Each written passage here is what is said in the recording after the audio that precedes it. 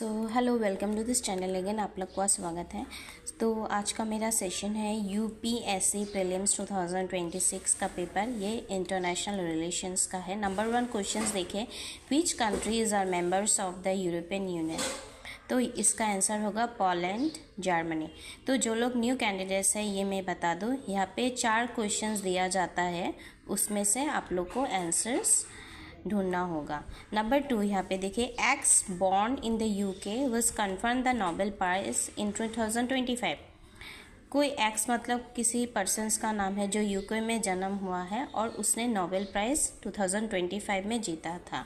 तो he was a professor in an American university. वो एक प्रोफेसर है American university. When this prize was announced, जब ये प्राइज अनाउंस्ड किया गया था, वो अमेरिकन यूनिवर्सिटी का एक प्रोफेसर था। तो आइडेंटिफाई करें एक्स कौन हो सकता है। तो यहाँ पे मैंने ABCD करके 4 ऑप्शन लिखा है, तो यहाँ पे आंसर होगा जॉन क्लार्क। ओके, फिर नंबर 3 में है इकोनॉमी का questions. A bond whose proceeds are used only to finance और refinance a combination of both environmental and social projects is called.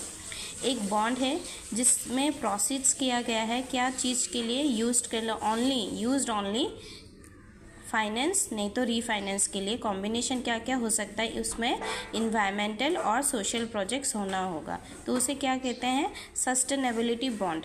तो आप लोग को ये पता होना चाहिए, जब कभी भी सस्टेनेबिलिटी बॉन्ड का एक क्वेश्चंस दे देगा तो उसमें क्या चीज़ कॉम्बिनेशन होगा, इन्वायरमेंटल एंड सोशल प्रोजेक्ट्स। ये इम्पॉर्टेंट है इसमें, ये इकोनॉमी का क्वेश्चंस। नंबर 4 में देखिए, विच best describes the key objectives of India's open network for digital commerce initiative.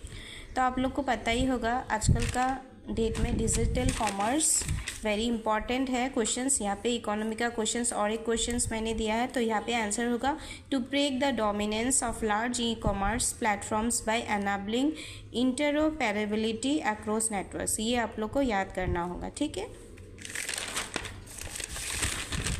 फिर नेक्स्ट है इकोनॉमिक क्वेश्चंस।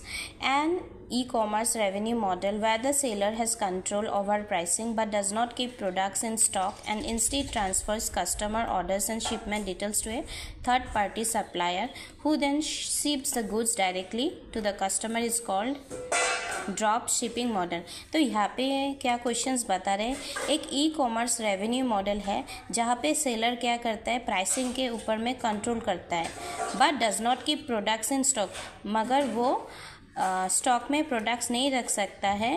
किसके, इंस्टेंट ट्रांसफ़र कस्टमर ऑर्डर्स, माने कस्टमर्स के ऑर्डर्स में उसको माने प्रोडक्ट्स को स्टॉक नहीं कर सकता है। Shipment details to a third party sitter, जो माने ये शिप होगा तो डिटेल्स थर्ड पार्टी को, सप्लायर को देना होगा।